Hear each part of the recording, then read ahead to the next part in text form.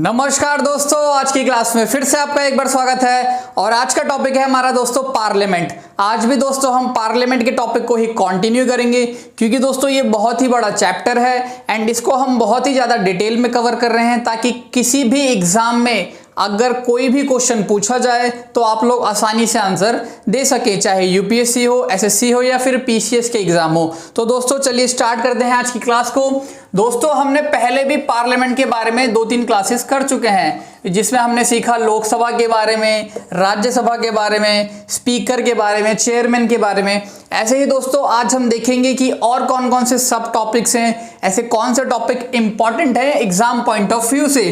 तो दोस्तों अगला टॉपिक है इसमें लीडर ऑफ हाउस, यानी लीडर कौन होते हैं हाउस के। 2 हाउस हैं दोस्तों, एक है लोकसभा, एक है राज्यसभा। अब इन दोनों हाउस के दोस्तों लीडर कौन होते हैं, तो ये क्वेश्चन भी एग्जाम में पूछा जाता है। तो दोस्तों आंसर ये है कि जो हमारे देश के प्रधानमंत्री होते हैं यानी प्राइम मिनिस्टर होते हैं, वो लीडर होते हैं उस हाउस के जिस हाउस के वो मेंबर होते हैं। सपोज जैसे कि अभी मोदी जी जो हैं वो लोकसभा के क्या हैं, मेंबर है, मतलब लोकसभा के वो मेंबर हैं। अगर वो मेंबर ऑफ पार्लियामेंट कौन से हाउस से दोस्तों, लोकसभा से, तो लोकसभा का लीडर दोस्तों कौन है, नरेंद्र मोदी जी, यानी कि हमारे प्राइम मिनिस्टर जो माननीय प्रधानमंत्री हैं वो क्या है, लीडर है लोकसभा के। एंड दोस्तों राज्यसभा का लीडर कौन होता है फिर, तो दोस्तों राज्यसभा में एक मिनिस्टर यानी कि मोदी जी के कोई मंत्री, इनके जो कैबिनेट मिनिस्टर्स होते हैं, काउंसिल ऑफ मिनिस्टर्स होते हैं, आपने सुना है, तो कोई भी मंत्री जो कि प्राइम मिनिस्टर साहब खुद नॉमिनेट करते हैं एंड फिर उन्हीं को बना दिया जाता है राज्यसभा का लीडर। ये दोस्तों एग्जाम्पल था कि अगर मोदी जी लोकसभा से मेंबर हैं। अब दोस्तों इससे पहले था मनमोहन सिंह जी क्या थे, राज्यसभा के मेंबर थे, यानी कि वो दूसरे हाउस के थे, तो वो राज्यसभा के लीडर थे दोस्तों। फिर क्या हुआ, उन्होंने नॉमिनेट किया किसी मिनिस्टर को जो फिर बने लोकसभा के लीडर। यानी कि दोस्तों इंपॉर्टेंट बात यह है कि प्राइम मिनिस्टर जिस भी हाउस में हैं उस हाउस के वो ऑटोमेटिकली लीडर बन जाते हैं, प्लस अपने मतलब ये खुद से नॉमिनेट करके एक दूसरे मंत्री को भेजते हैं दूसरे हाउस में, जो कि दूसरे हाउस में लीडर बनते हैं। तो दोस्तों ये था लीडर, मतलब leader of house, leader of the Lok Sabha and leader of the Rajya Sabha. अब दोस्तों अगला जो इंपॉर्टेंट टॉपिक है वो है लीडर ऑफ ऑपोजिशन। आपने दोस्तों सुना होगा इसके बारे में कि जो विपक्ष के नेता होते हैं, लीडर ऑफ ऑपोजिशन, यानी कि जैसे कि अभी दोस्तों बीजेपी की सरकार है, यानी एनडीए का अलायंस है एंड बीजेपी ने सरकार बना रखी है, तो वो है रूलिंग पार्टी। बीजेपी क्या है दोस्तों इस टाइम पे, रूलिंग पार्टी, क्योंकि उनकी सरकार है इस टाइम पे केंद्र पे। एंड कांग्रेस जो है प्लस जो बाकी पॉलिटिकल पार्टीज हैं वो क्या है, ऑपोजिशन पार्टी है, क्योंकि उनकी गवर्नमेंट नहीं है, वो ऑपोजिशन में है। तो दोस्तों लीडर बनाया जाता है कि एक तो रूलिंग पार्टी हो गई कि जो सरकार चला रही है, प्लस उसके अलावा जो ऑपोजिशन के लीडर्स होते हैं ना, उनमें से किसी एक को लीडर बना दिया जाता है। आपको पता है काफी सारी पॉलिटिकल पार्टी होती हैं हमारे देश में, तो जिस भी पार्टी के पास 1/10 सीट होगी, यानी कि जैसे लोकसभा है, लोकसभा में दोस्तों कितनी सीट्स हैं, 552, यानी कि जिसके पास 55 मेंबर्स होंगे, अप्रॉक्सीमेट 55 मेंबर्स, यानी 10%। 1/10 का मतलब दोस्तों क्या हुआ, 10%। तो 55 सीट्स जिस भी पॉलिटिकल पार्टी के पास होगी, वो पॉलिटिकल पार्टी एक लीडर ऑफ ऑपोजिशन डिसाइड करती है, फिर उसको लोकसभा का क्या बना दिया जाता है दोस्तों, लीडर ऑफ ऑपोजिशन। अब दोस्तों हमारे देश में इस टाइम क्या चल रहा है कि जो रूलिंग पार्टी के अलावा है, मतलब बीजेपी के अलावा जो भी पॉलिटिकल पार्टी है, ऐसी कोई भी पार्टी नहीं है जिसने 1/10 सीट्स कवर कर रखी हो लोकसभा के अंदर। यानी जो कांग्रेस है, बीजेपी के बाद दोस्तों सबसे ज्यादा सीट्स किसके पास है, कांग्रेस के पास है, बट दोस्तों कांग्रेस के पास भी 1/10 सीट नहीं है। तो फिर दोस्तों क्या होता है, इस टाइम पे लीडर ऑफ ऑपोजिशन नहीं बना सकते। बट एक तरह से आप कहते हैं कि कहीं भी अपॉइंट किया जाता है, जैसे बहुत सारे जो अपॉइंटमेंट्स होते हैं, सीबीआई का डायरेक्टर होते हैं, उसमें लीडर ऑफ ऑपोजिशन की भी ज़रूरत होती है। तो ऐसे केस में क्या होता है दोस्तों, फिर इन्होंने क्या किया है, जो सिंगल लार्जेस्ट पार्टी, जैसे यहाँ पर क्या है कांग्रेस, तो सिंगल लार्जेस्ट पार्टी रूलिंग के बाद जो भी होगी उनमें से एक लीडर बना दिया जाता है, लीडर ऑफ ऑपोजिशन। जैसे अभी दोस्तों बना रखा है कांग्रेस ने, शायद से अधीर रंजन चौधरी साहब को लीडर ऑफ ऑपोजिशन बना रखा है। इससे पहले थे मल्लिकार्जुन खड़गे साहब, if I am not wrong, तो दोस्तों ये थे लीडर ऑफ ऑपोजिशन। अब दोस्तों लीडर ऑफ ऑपोजिशन की सबसे इंपॉर्टेंट बात जानिए आप। जो लीडर ऑफ ऑपोजिशन होता है ना, इनकी जो रैंक होती है, यानी कि इनका जो पद है वो किसके बराबर रखा गया है, कैबिनेट मिनिस्टर के, यानी मोदी जी के जो मंत्री हैं ये लगभग उनके बराबर माने जाते हैं। कौन दोस्तों, लीडर ऑफ ऑपोजिशन। 1977 में दोस्तों इसको स्टैट्यूटरी स्टेटस दे दिया गया था। स्टैट्यूटरी स्टेटस का मतलब क्या हुआ कि पार्लियामेंट ने कानून बना दिया, पार्लियामेंट ने कानून बना दिया। कैसा कानून कि अब से जो लीडर ऑफ ऑपोजिशन होंगे उनके बारे में उन्होंने डिटेल प्रोवाइड कर दी कि उनकी रैंक किसके बराबर है, इक्विवेलेंट टू कैबिनेट मिनिस्टर, यानी जो भी उनको सैलरीज मिलेंगी, जो भी उनको फैसिलिटीज मिलेंगी, सारी की सारी वही मिलेंगी जो एक कैबिनेट मिनिस्टर को दी जाती हैं। इनको दोस्तों दे दिया गया स्टैट्यूटरी स्टेटस। 1977 में दोस्तों क्या किया, पार्लियामेंट ने लॉ बना दिया। एंड दोस्तों हमारे देश में कब स्टार्ट हुआ था ये लीडर ऑफ ऑपोजिशन की प्रथा, 1969 से दोस्तों स्टार्ट हुआ था। अब दोस्तों अगला शब्द है शैडो कैबिनेट। एक शब्द है दोस्तों शैडो, मतलब एक तरह से आप कहते हैं ना परछाई। तो शैडो कैबिनेट दोस्तों हमारे देश में तो है नहीं अभी, तो ये ब्रिटिश में है दोस्तों। ब्रिटिश की जो पॉलिटिकल सिस्टम है उसमें क्या वर्ड इस्तेमाल होता है, एक होता है शैडो कैबिनेट। शैडो कैबिनेट इसका मतलब क्या हुआ कि जैसे कि मोदी जी हैं, ठीक है, मोदी जी अपने क्या है, प्राइम मिनिस्टर। ऐसे ही दोस्तों अभी मैंने समझाया एक लीडर ऑफ ऑपोजिशन होता है, यानी रूलिंग पार्टी के अलावा कोई एक लीडर। तो जैसे हम मान लेते हैं कांग्रेस का कोई लीडर है, ठीक है, कांग्रेस का कोई लीडर हो गया। हम मान रहे हैं कि अपोजिशन में सबसे बड़ी पार्टी इस टाइम कांग्रेस ही है और यहाँ पे बीजेपी है, ठीक है। अब बीजेपी के दोस्तों जो प्रधानमंत्री हैं इनके अपने कैबिनेट मिनिस्टर्स हैं, जैसे अमित शाह साहब हो गए, गजेंद्र सिंह शेखावत जी हो गए, नितिन गडकरी साहब हो गए, निर्मला सीतारमन जी हो गई, जयशंकर साहब हो गए। तो काफ़ी सारे इनके अपने कैबिनेट मिनिस्टर्स हैं, ठीक है। तो शैडो कैबिनेट का मतलब दोस्तों क्या होता है कि जो ऑपोजिशन में पार्टी होती है ना, जैसे यहाँ पर कांग्रेस है, तो ये भी अपना एक मंत्रिमंडल तैयार कर ले। जैसे कि ये अपने मंत्रिमंडल में दोस्तों बड़े बड़े लीडर्स के नाम लिख सकते हैं। जैसे मान लो इनके इस टाइम पे तो जैसे राहुल गांधी साहब होगा, ठीक है। राहुल गांधी को इन्होंने बोल दिया कि राहुल गांधी किसको शैडो कर रहे हैं। शैडो का मतलब किसकी परछाई है, एक तरह से इनको दे दिया डिफेंस मिनिस्ट्री, यानी जो राजनाथ साहब वहां पे संभाल रहे हैं बीजेपी में, उनका एक शैडो यहाँ पर इनको मान रहे हैं, ठीक है। कि जैसे ही बाई चांस अगर बीजेपी की सरकार गिर जाती है तो तुरंत एक कैबिनेट फॉर्म कर दी जाएगी जिसमें कि राहुल गांधी साहब को डिफेंस का कमान दे दी जाएगी। मतलब ये पहले से ही एक शैडो तैयार करके रखते हैं कि मान लो कल को बीजेपी की सरकार गिर गई किसी कारण से, यानी कि बीजेपी की जो सरकार है नो कॉन्फिडेंस मोशन पास हो गया एंड इनकी सरकार अब नहीं रही, तो इस टाइम पे अगर कांग्रेस को मौका मिलता है कैबिनेट बनाने का, तो उनकी कैबिनेट ऑलरेडी तैयार है। मतलब उन्होंने एक शैडो कैबिनेट बना रखा है कि जैसे ही इनको मौका मिलेगा ये अपने तुरंत कैबिनेट मिनिस्टर्स बना देंगे। इनको पहले से ही ये काम सिखाया जाता है दोस्तों फिर। तो ये था शैडो कैबिनेट। बट दोस्तों ब्रिटिश में चल रहा है अभी, हमारे देश में ऐसा कुछ है नहीं, बट ये क्वेश्चन एग्जाम में पूछा जाता है कि शैडो कैबिनेट क्या है, तो मैंने आपको बता दिया। अब दोस्तों अगला जो टॉपिक है वो है विप। ये भी बहुत इंपॉर्टेंट है दोस्तों, WHIP। ये दोस्तों एग्जाम में पूछा जाता है, यहाँ तक कि मतलब मेंस जो होता है यूपीएससी एंड पीसीएस के जो मेंस आंसर राइटिंग होता है उसमें भी दोस्तों इसके बारे में अगर आप लिखेंगे तो आपको एक्स्ट्रा बेनिफिट मिलता है। जब भी ऑपोजिशन से रिलेटेड बात चल रही होती है या फिर भी डेमोक्रेसी से रिलेटेड बात चल रही होती है, तो ये सारी चीज़ें इंपॉर्टेंट हो जाती हैं दोस्तों। अब दोस्तों विप क्या है?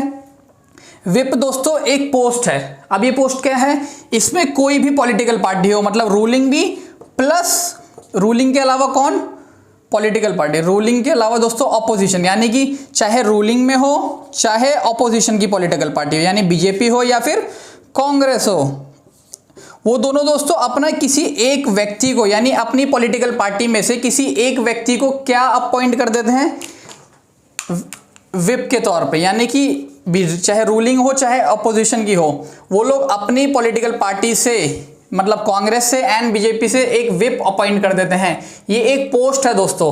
मान लीजिए किसी व्यक्ति को कांग्रेस की तरफ से बना दिया गया विप, ठीक है, तो अब इनकी जिम्मेदारी होती है अटेंडेंस चेक करने की हाउस में। बेसिकली ये दोस्तों एक असिस्टेंट फ्लोर लीडर हैं, अटेंडेंस चेक करते हैं कि कांग्रेस के जितने भी मेंबर ऑफ पार्लियामेंट है वो टाइम पे आते हैं या नहीं आते। या एंड दूसरा दोस्तों है कि ये चेक करते हैं उनका सपोर्ट जब भी कोई बिल पास होता है। मान लीजिए अब दोस्तों यहाँ पे मैं बीजेपी का एग्जांपल देता हूँ, ठीक है। मान लीजिए मोदी साहब की जो मंत्री हैं वो एक बिल पेश करते हैं पार्लियामेंट के अंदर पास करवाने के लिए, ठीक है। तो जो व्हिप होंगे ना, इनकी जिम्मेदारी क्या होगी कि जो बीजेपी के जितने भी मेंबर्स हैं, जो पार्लियामेंट में मेंबर्स हैं यानी मेंबर ऑफ पार्लियामेंट हैं बीजेपी की तरफ से, उनकी जिम्मेदारी होती है कि उनको सपोर्ट करें वो बिल को पास करने में, ठीक है।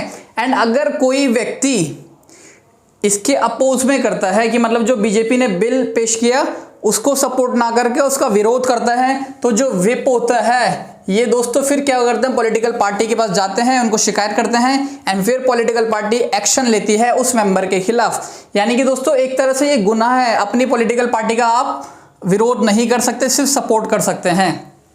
एंड दूसरी चीज है दोस्तों, अटेंडेंस भी चेक करते हैं व्हिप कि जो इनके मेंबर्स हैं, मान लो बिल पेश कर दिया, अब कोई मेंबर ही प्रेजेंट नहीं है, सारे के सारे एब्सेंट हैं, तो जिस दिन कोई इंपॉर्टेंट बिल पेश करना होता है तो जो व्हिप हैं ये क्या करते हैं, ये सभी मेंबर्स को एक सर्कुलर भेज देते हैं कि भाई कल एब्सेंट मत होना, कल जरूर आना, एक इंपॉर्टेंट बिल को पास कराना है। यानी कि अटेंडेंस चेक करते हैं प्लस उनका सपोर्ट देखते हैं कि कौन सपोर्ट कर रहा है या नहीं कर रहा है। तो दोस्तों ये है व्हिप, ये बहुत ही इंपॉर्टेंट चीज है दोस्तों। वैसे दोस्तों जैसे मैंने अभी बताया कि अपनी पॉलिटिकल पार्टी का विरोध नहीं कर सकते, इन पे फिर डिस्क्वालिफिकेशन का वो लग जाएगा, लॉ लग जाएगा, एंटी डिफेक्शन वगैरह जो हमारे देश में इतने सारे लॉ हैं डिस्क्वालिफिकेशन से रिलेटेड, कि अपनी पॉलिटिकल पार्टी का आप विरोध नहीं कर सकते, उनका हमेशा सपोर्ट ही करना है। पार्लियामेंट्री दोस्तों जो कमेटीज होती हैं उसमें व्हिप जारी नहीं कर सकते, क्यों? क्योंकि पार्लियामेंट्री कमेटी में वो अपने आप को व्यक्त कर सकते हैं, उनके पास पूरा अधिकार होता है। पॉलिटिकल जो मेंबर होते हैं, पॉलिटिकल पार्टी की तरफ से जो मेंबर ऑफ पार्लियामेंट होते हैं, उनको पूरा अधिकार होता है अपना पक्ष रखने का, यानी freedom of speech and expression उनके पास रहता ही रहता है। अब दोस्तों अगला जो हम मेन हेडिंग पढ़ेंगे वो है सेशंस ऑफ पार्लियामेंट। ये दोस्तों बहुत ही ज़्यादा इंपॉर्टेंट है, ये तो सभी एग्जाम्स में पूछा जाता है। पार्लियामेंट के दोस्तों कितने सेशंस होते हैं? एक साल होता है हमारे पास, एक साल में 365 दिन होता है, ठीक है दोस्तों। तो हम एक ईयर में दोस्तों क्या होता है, मिनिमम 2 सेशंस करने ही करने हैं, मिनिमम 2 सेशंस, मतलब मैक्सिमम जो टाइम होगा वो 6 महीने से ज़्यादा नहीं हो सकता। मान लीजिए पार्लियामेंट की बैठक करनी है, यानी कि जो हमारा जो संसद है उसकी बैठक होनी है, लोकसभा एंड राज्यसभा की, ठीक है। तो हमारे संविधान में लिखा है कि मैक्सिमम 6 महीने का गैप हो, मतलब इससे ज़्यादा गैप नहीं होना चाहिए, ठीक है। इसका मतलब क्या हुआ कि मिनिमम साल में 2 बार तो पार्लियामेंट के लोगों को मिलना ही मिलना है एंड कुछ ना कुछ मुद्दे पे उनको बात करनी ही करनी है। यानी कि वो ऐसा नहीं कर सकते कि पूरे साल ही नहीं है। पार्लियामेंट का सेशन दोस्तों कंपलसरी है साल में 2 बार। बट दोस्तों यूजुअली हमारे देश में क्या होता है, यूजुअली 3 सेशंस होते हैं हमारे देश में, monsoon session, budget session and winter session. अब दोस्तों ये बहुत इंपॉर्टेंट है, मैं आपको एक ट्रिक भी बताऊंगा अभी कि कैसे आपको ये याद होगा। दोस्तों पहला मैंने बताया बजट सेशन, ठीक है, बजट जिसमें हमारा बजट पास होता है। दूसरा है दोस्तों मॉनसून सेशन, ठीक है। अब अगला है दोस्तों विंटर सेशन, विंटर सेशन, ठीक है। बजट हो गया, मॉनसून हो गया, विंटर हो गया। अब दोस्तों जो ये सेशंस हैं ये कब तक चलते हैं?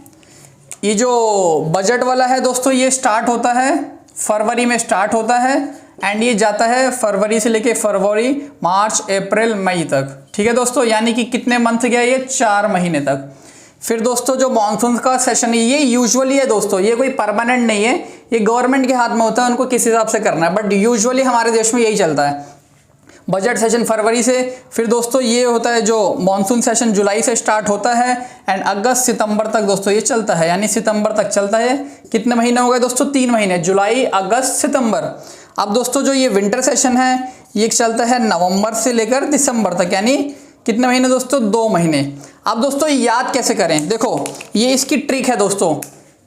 अब ट्रिक क्या है, बी से दोस्तों क्या है, ऐसे रट लीजिए, मैं निमोनिक बता रहा हूँ ऐसे ही, BMW, बी से बजट, एम से मॉनसून, डब्ल्यू से विंटर, ठीक है, BMW। एंड इसका दोस्तों पहला वर्ड ले लो FJNN, BMW फास्ट जाती नहीं। ये दोस्तों ऐसी एक ट्रिक है, आपको याद रहेगा ताकि कि कौन से मंथ में स्टार्ट होता है एंड प्लस उसके बाद क्या करना है 4 4 3 2 एक सीक्वेंस में नंबर गिराते रहिए, डिक्रीज करते रहिए, तो ये बन जाता है कि पहला जो है वो 4 महीने चलता है, दूसरा 3 महीने एंड लास्ट वाला 2 महीने। एंड दोस्तों हर एक सेशन के बाद एटलीस्ट 1 महीने का गैप है सबके अंदर, मतलब 1 महीने के गैप के बाद दोबारा से सेशन स्टार्ट हो जाता है। ये दोस्तों यूजुअली हमारे देश में होता है। तो हमने क्या ट्रिक सीखी, BMW फास्ट जाती नहीं, B से बजट, M से मॉनसून, W से विंटर, फिर फास्ट जाती नहीं फरवरी, जुलाई एंड नवंबर। ठीक है, अब दोस्तों आपको कैसे याद रहेगा कि मई तक है, सितंबर तक है या दिसंबर तक, तो आपको ये 4 3 2 याद रखना है। फरवरी में 4 महीने, फरवरी से 4 महीने हो गया दोस्तों मई, फिर जुलाई से 3 महीने हो गया सितंबर एंड नवंबर से 2 महीने नवंबर दिसंबर। तो दोस्तों ये ट्रिक है BMW फास्ट जाती नहीं 4 3 2। ये दोस्तों आपको याद करने में आसानी होगी अब, वरना लोग भूल जाते हैं इसके बारे में। अब दोस्तों ये था सेशंस। ठीक है, अब सेशन के बाद दोस्तों इसमें अगली जो इंपॉर्टेंट बात आ जाती है वो कुछ टेक्निकल टर्म्स हैं, मतलब जो एग्जाम में डायरेक्टली ऑप्शन में दे दिया जाता है कि कोई भी एग्जाम हो। आजकल तो दोस्तों SSC में भी काफ़ी पूछा जाता है, प्लस जितने भी ऑब्जेक्टिव टाइप एग्जाम होते हैं सब में ये क्वेश्चंस आते हैं। अब वो क्वेश्चन क्या है दोस्तों कि एडजमेंट का मतलब क्या होता है, यानी स्थगित करना जो होता है, शब्द आपने सुना होगा न्यूज़ में काफ़ी। एडजमेंट का मतलब क्या होता है, फिर अगली टर्म है दोस्तों एडजमेंट साइन डाई। ये सब अलग अलग वर्ड हैं दोस्तों, इसका मतलब क्या होता है इसको अभी हम डिस्कस करेंगे। एडजमेंट साइन डाई SINEDIE, फिर है दोस्तों समन, फिर है दोस्तों प्रोरोग या प्रोरोगेशन। ठीक है, प्रोरोगेशन। तो ये दोस्तों 4 शब्द हैं। फिर है एक है दोस्तों रिसेस, 5वां हो गया। ठीक है, अब हम एक एक करके इन सबको डिस्कस करेंगे। अब दोस्तों एडजमेंट का मतलब क्या होता है, यानी हाउस जो है लोकसभा एंड राज्यसभा का उसको एडजेंट करने का मतलब होता है स्थगित करना।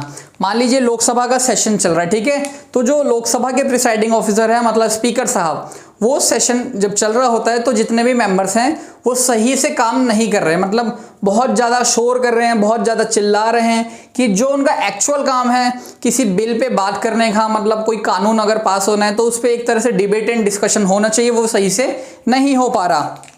तो स्पीकर साहब को लगता है कि आज का टाइम हमारा वेस्ट हो रहा है, आज हमें अपने हाउस को स्थगित कर देना चाहिए, यानी हाउस को छुट्टी पे भेज देना चाहिए सिर्फ आज के लिए या 1-2 दिन के लिए, जब तक उनको लगता है कि जितने मेंबर्स हैं ये सही से डिबेट एंड डिस्कशन नहीं कर पाएंगे, वो हाउस को क्या करते हैं दोस्तों छुट्टी पे भेज देते हैं। एडजमेंट का मतलब है स्थगित कर दिया, हाउस को छुट्टी पे भेज दिया।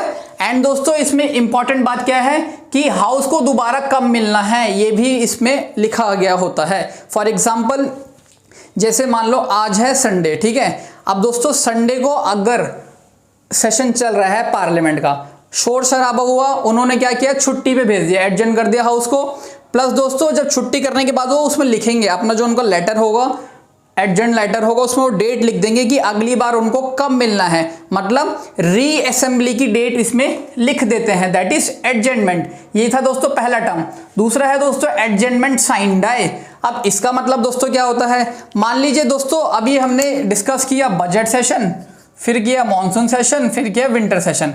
अब मान लो बजट सेशन 4 महीने तक पूरा हो गया, ठीक है, 4 महीने तक दोस्तों जैसे ही सेशन पूरा हुआ, यानी कि अब इनका काम लगभग पूरा हो गया, तो जो स्पीकर साहब हैं, अगर लोकसभा की बात करूं तो जो स्पीकर साहब हैं वो क्या करेंगे, वो बोलेंगे कि अब हमारा काम पूरा हो गया है, मतलब हमने जो बैठक करी थी, जो हमें इंपॉर्टेंट पॉइंट्स को डिबेट एंड डिस्कस करना था, वो सारा का सारा पूरा हो गया है, अब हम लोग अपनी छुट्टी कर सकते हैं। तो दोस्तों वो क्या करेंगे, एडजर्नमेंट साइन डाई एक ऑर्डर साइन करते हैं। इसमें दोस्तों क्या होता है कि रीअसेंबली की डेट नहीं लिखी होती, इनडेफिनेट पीरियड के लिए छुट्टी मिलती है। और जो पहला वाला था दोस्तों, हमने जो पहला वाला डिस्कस किया था एडजर्नमेंट, इसमें इनडेफिनेट नहीं होता, इसमें स्पीकर साहब लिख देते हैं कि अगली बार हमें कब मिलना है, 1 दिन के बाद मिलना है, 2 दिन के बाद मिलना है।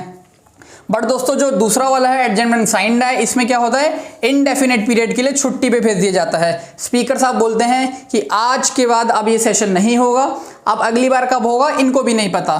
तो दोस्तों क्या होता है कि जब स्पीकर साहब ऐसा लेटर साइन कर देते हैं, मतलब इनडेफिनेट टाइम के लिए छुट्टी पे भेज देते हैं अपने मेंबर्स को।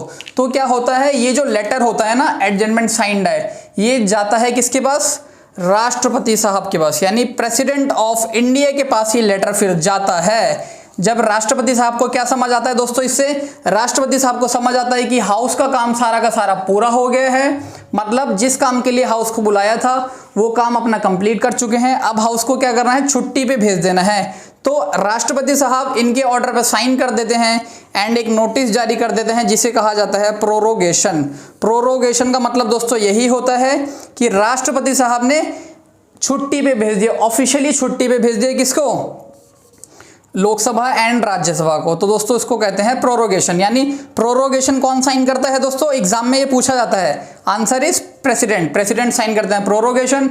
एंड एडजमेंट साइन करते हैं स्पीकर साहब या फिर चेयरमैन साहब अगर दूसरे हाउस के हैं तो, स्पीकर लोकसभा के लिए एंड चेयरमैन राज्यसभा के लिए। अब दोस्तों समन का मतलब क्या होता है, समन का मतलब क्या हुआ, देखो अब राष्ट्रपति साहब ने क्या किया, परमानेंट छुट्टी पे भेज दिया है कि अब इनका काम पूरा हो गया।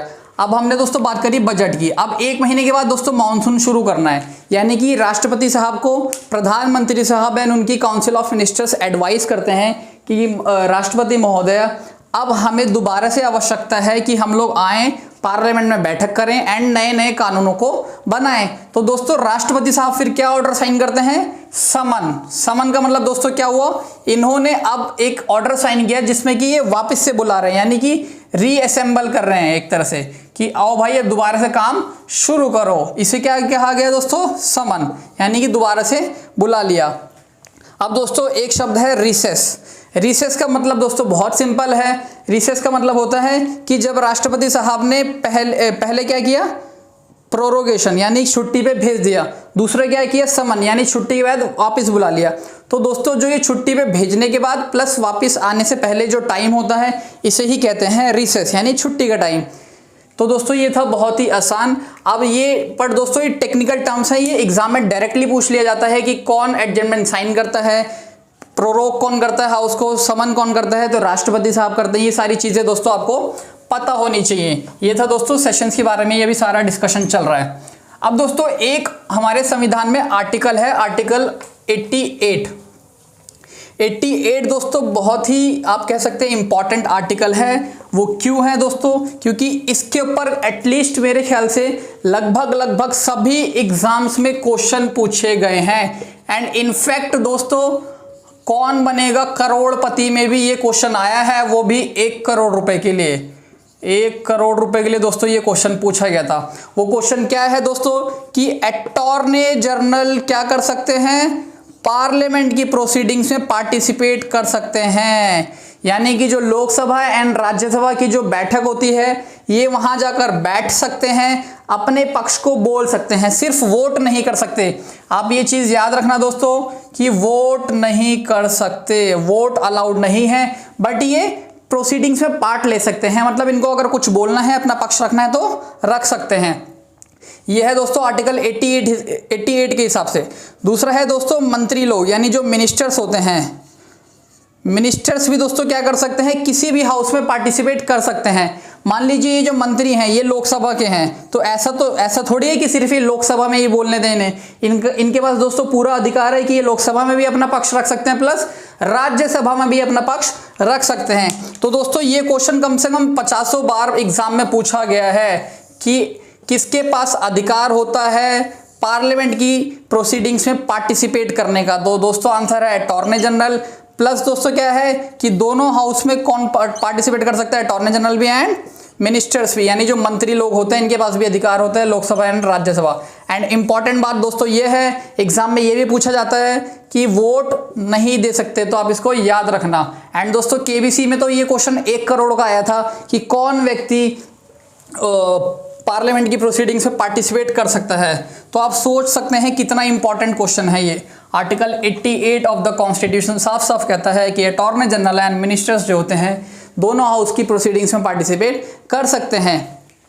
अब दोस्तों अगली बात है बहुत ज़्यादा इंपॉर्टेंट।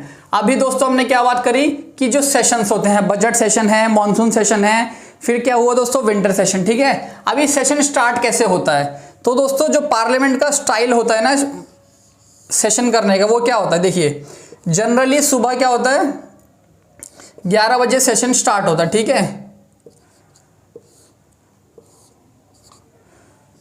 अब दोस्तों देखो मैंने क्या लिखा है 11 बजे, यानी मैंने टाइम लिखा है, ठीक है। 11 बजे सेशन स्टार्ट होता है, 12 बजे 11 से 12 1 घंटा अलग काम होता है, 12 से 1 अलग चीज़ होती है, 1 से 2 दोस्तों उनका लंच होता है, फिर जो बाद में लंच के बाद दोबारा से सेशन स्टार्ट हो जाता है। अब दोस्तों क्या होता है, अब एक एक करके हम सारी चीज़ों को डिस्कस करेंगे। सबसे पहली बात आती है दोस्तों 11 बजे, यहाँ पर दोस्तों स्टार्ट हो जाता है क्वेश्चन आवर, यानी कि क्वेश्चन पूछना अलाउड हो जाता है। किसको, कोई भी मेंबर किसी भी मंत्री से क्वेश्चन पूछ सकता है, सवाल पूछ सकता है कि भाई आप लोग काम सही से क्यों नहीं कर रहे, जो कर रहे हो उसको हमें जवाब दो कि क्या आपने किया क्या नहीं किया, जो भी उनका मन करेगा वो पूछ सकते हैं। एंड दोस्तों इसलिए क्वेश्चन आवर को क्या बोला जाता है कि ये मैनिफेस्टेशन है, यानी क्वेश्चन आवर से हम एक चीज़ को अंदाज़ा लगा सकते हैं कि executive is responsible to Lok Sabha, is responsible to legislature, is responsible to legislature। ये दोस्तों बहुत ही ज़्यादा इंपॉर्टेंट पॉइंट है। अगर आप कोई डिस्क्रिप्टिव पेपर लिखते हैं पीसीएस मेंस या यूपीएससी मेंस, तो ये लाइन बहुत ज़्यादा इंपॉर्टेंट हो जाती है आपके लिए, executive is responsible to legislature. And दोस्तों यही हमारे डेमोक्रेसी को बचा के रखता है कि मंत्री लोग जो होते हैं, यानी मोदी साहब की जो मंत्री हैं दैट इज एग्जीक्यूटिव, उनको जवाब देना पड़ता है हमारे संसद भवन को। हमारे पार्लियामेंट में जो भी पार्लियामेंटेरियन उनसे क्वेश्चन करेंगे उनको जवाब देना ही देना पड़ता है। यही दोस्तों हमारा लोकतंत्र है, अदरवाइज वो लोग तानाशाह बन जाएंगे, डिक्टेटरशिप स्टार्ट हो जाएगी हमारे देश में अगर ऐसा प्रोविजन ना हो। उनको दोस्तों जो भी काम करे उनको हर एक क्वेश्चन का आंसर देना ही देना है अगर कोई व्यक्ति उनसे पूछता है। ये होता है दोस्तों क्वेश्चन आवर में। अब दोस्तों क्वेश्चन आवर भी मतलब जो होता है इसमें भी क्वेश्चंस जो है ना ये अलग अलग स्टाइल के होते हैं, काफी तीन प्रकार के दोस्तों क्वेश्चन है। अब वो क्वेश्चन क्या है वो भी एग्जाम में डायरेक्टली पूछ लिया जाता है ऑप्शन में। मैं आपको एक एक करके सारे बताता हूँ। पहला क्वेश्चन होता है दोस्तों, 3 तरह के क्वेश्चन होते हैं, ठीक है।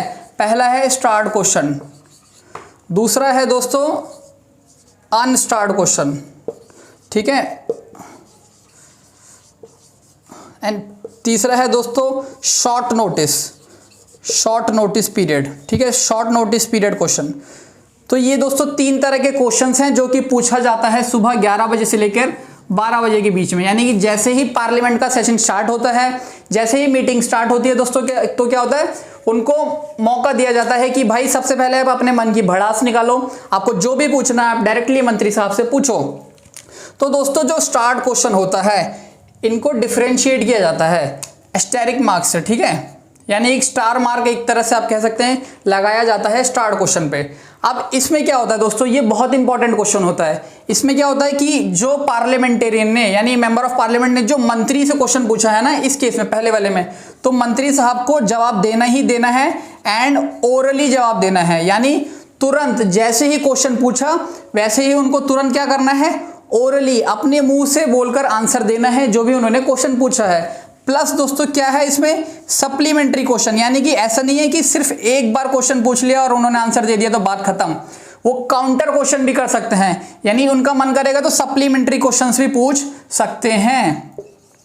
सप्लीमेंट्री क्वेश्चन तो 2 चीज इसमें इंपॉर्टेंट है दोस्तों। पहले वाले में स्टार्ट में क्या इंपॉर्टेंट है कि ओरली आंसर देना होता है। दोस्तों मैं बार बार इसलिए बोल रहा हूं क्योंकि एग्जाम में ये चीज डायरेक्टली पूछ ली जाती है कि किसमें सप्लीमेंट्री क्वेश्चन अलाउड होते हैं, किसमें वो ओरली आंसर देते हैं। तो आपको ये याद हो जाए इसलिए मैं बार बार बोल रहा हूं।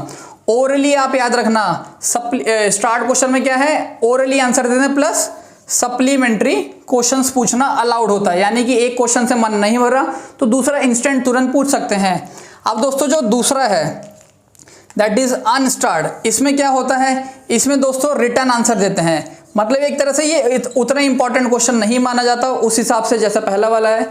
क्यों, क्योंकि इसमें वो अपने मुंह से आंसर बता के नहीं कर रहे, उनसे क्वेश्चन पहले ही पूछ लिया जाता है सेशन स्टार्ट होने से पहले ही, एंड फिर वो अपना क्वेश्चन घर से लिख के लाए होते हैं एंड वो आंसर पार्लियामेंट में दे देते हैं कि भाई ये लो पूरा पर्चा घर जाके अपना आराम से पढ़ लेना।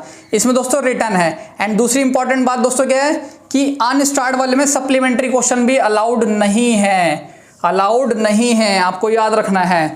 पहले में तो ओरली था, इसलिए दोबारा से कुछ भी क्वेश्चन फिर से पूछ लो, बट इसमें दोस्तों उन्होंने रिटर्न आंसर दिया है तो बात वहीं पे खत्म हो गई, आप दोबारा कोई क्वेश्चन नहीं पूछ सकते। अब दोस्तों ये बहुत इंपॉर्टेंट है, that is short notice period. Short notice क्यों दोस्तों? क्योंकि 10 दिन से कम का नोटिस होता है इसमें, 10 दिन से कम का नोटिस देके मंत्री से डायरेक्टली क्वेश्चन पूछ लिया जाता है। एंड इस केस में भी दोस्तों क्या होता है, मंत्री को ओरली जवाब देना होता है, ओरली यानी मुंह से अपने बोल के बताएंगे, प्लस सप्लीमेंट्री क्वेश्चंस भी पूछ सकते हैं। तो आपको क्या याद रखना है दोस्तों कि जो पहला है एंड जो तीसरा है ये दोनों सेम है एंड जो बीच वाला है वो अलग है। अब इसको याद करने की टेक्निक देखिए दोस्तों, डॉक्टर के पास आप जाते हैं तो डॉक्टर आपको क्या देता है, दवाई देते समय कई बार दवाइयों पे लिख देता है SOS, आपने कई बार इसको सुना भी होगा। या फिर दोस्तों एक इसकी फुल फॉर्म होती है सेव आवर शिप, तो ऐसे एक ये शॉर्ट फॉर्म है दोस्तों, निमोनिक बन रखा है SOS, ठीक है। अब इसका हिंट देखिए दोस्तों, मैं क्या समझाना चाह रहा हूं। एस पहला वाला दोस्तों क्या है, स्टार्ट क्वेश्चन किससे स्टार्ट है, एस से, ठीक है। लास्ट वाला किससे स्टार्ट है दोस्तों, एस से स्टार्ट है, ठीक है। तो पहला एस किसके लिए, स्टार्ट के लिए, लास्ट वाला एस किसके लिए, शॉर्ट के लिए। अब दोस्तों जो बीच में ओ है वो किस लिए है, ओरल क्वेश्चन के लिए, मतलब स्टार्ट वाले में ओरल आंसर देना है एंड शॉर्ट नोटिस वाले में भी ओरल आंसर देना है। एंड इसके साथ साथ दोस्तों एस का मतलब हो गया सप्लीमेंट्री, कि दोनों में सप्लीमेंट्री क्वेश्चंस भी अलाउड हैं। तो दोस्तों ये था हमारा क्वेश्चन आर, यानी जो सुबह पार्लियामेंट का सेशन स्टार्ट हुआ 11 बजे से लेकर 12 बजे तक, उसके बीच में सारी की सारी बातें चल रही होती हैं। अब दोस्तों 12 बजे स्टार्ट हो जाता है हमारा 0 आवर। 0 आवर भी दोस्तों बहुत इंपॉर्टेंट है, उसको दोस्तों कहते हैं इनफॉर्मली क्वेश्चन पूछना, क्योंकि उसमें कुछ ऐसा शॉर्ट पीरियड नोटिस वगैरह कुछ देना नहीं होता, instantly on the spot question पूछ लिए जाते हैं। इसे कहा जाता है 0 आवर, ZERO। 0 आवर दोस्तों क्यों कहा जाता है, क्योंकि 12 बजे स्टार्ट होता है ना, आपको पता है 12 को रिप्रेजेंट करते हैं 000। ये मिलिट्री कन्वेंशन दोस्तों होता है ना, ऐसे ही टाइम जोन होता है वहाँ पे, तो इसलिए इसको 0 आवर कहते हैं, क्योंकि 12 बजे स्टार्ट होता है, ठीक है। तो इसमें क्या होता है दोस्तों, इनफॉर्मल क्वेश्चनिंग होती है इसमें। एंड सबसे इंपॉर्टेंट बात दोस्तों जो एग्जाम में पूछा जाता है, ये इंडिया की इन्वेंशन खुद की है, मतलब हमने कहीं से बोरो नहीं किया है, ये अपनी खुद की हमारी क्या है, हम लोगों ने खुद इन्वेंट किया है 0 आवर को। कि सबसे पहले तो एक फॉर्मल क्वेश्चनिंग होनी चाहिए जो हमने सीखा क्वेश्चन आवर, बट उसके बाद 0 आवर हमने और एक्स्ट्रा 1 घंटा दे दिया हमारे पार्लियामेंटेरियन को, कि अपने मन को वो संतुष्ट कर सकें, उनको जितने क्वेश्चन पूछने हैं वो पूछ सकें। तो बट दोस्तों जो 0 आवर है ये क्या है, इंडिया की इन्वेंशन है, इंडिया ने खुद से ये चीज़ इन्वेंट करी है। एंड दोस्तों ये बहुत ज़्यादा ज़रूरी है डेमोक्रेसी में, लोकतंत्र में दोस्तों आपको पता है कि अगर ये जो हमारे जो हमारे रिप्रेजेंटेटिव्स होते हैं जितने भी, तो अगर इनको हम ऐसे ही खुली छूट दे दें, ये कुछ भी मनमानी करना स्टार्ट कर देंगे, तो दोस्तों फिर एक तरह से हमारा लोकतंत्र ही खतरे में आ जाएगा। एंड जो क्वेश्चन आर एंड 0 आवर दोस्तों हमने ये डाल रखा है अपने इसमें संविधान में, ये दोस्तों इसलिए है ताकि ये दोस्तों संविधान में नहीं है, एक्चुअली हमने खुद इन्वेंट किया है, बट मतलब हमारे देश में ये फॉलो किया जा रहा है। एंड ऐसा इसलिए दोस्तों ताकि हमारे देश का लोकतंत्र बचा रहे हमेशा के लिए। एंड दोस्तों इसके बाद जो आगे के टॉपिक्स हैं उसको हम दोस्तों नेक्स्ट क्लास में डिस्कस करेंगे। आज की क्लास में हमने दोस्तों काफ़ी सारी चीज़ों को डिस्कस कर लिया, आगे भी दोस्तों हम पार्लियामेंट के बाकी सेशन को मतलब पार्लियामेंट की जितने भी क्लासेस बची हैं इसको कंटिन्यू करेंगे। काफ़ी सारी चीज़ें दोस्तों हम सीखेंगे, जैसे कि कितने टाइप्स के बिल होते हैं, ordinary bill, money bill, financial bill, constitutional amendment bill. इसके बाद दोस्तों हम बजट कैसे पास होता है ये भी सीखेंगे, फाइनेंशियल बिल के बारे में जानेंगे, एक ऑर्डिनरी बिल कैसे पार्लियामेंट से पास होता है, क्या क्या सारे प्रोसीजर होते हैं, हर एक चीज़ को दोस्तों हम बिल्कुल डिटेल में डिस्कस करेंगे। तो आने वाली वीडियोस को भी दोस्तों आप ज़रूर देखना। एंड आज की वीडियो देखने के लिए दोस्तों बहुत बहुत धन्यवाद, मिलते हैं नेक्स्ट क्लास में।